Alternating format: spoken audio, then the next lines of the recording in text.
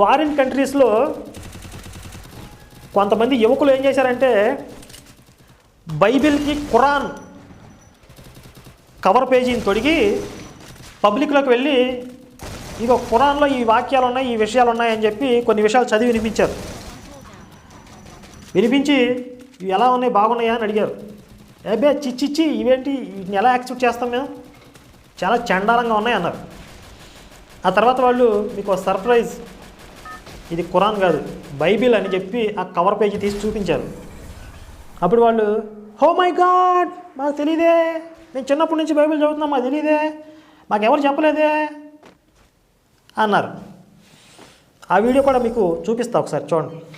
Is de vrouw in principe onderdanig. Voor dit experiment hebben we een Bijbel gekocht en deze omgetoverd tot een Koran.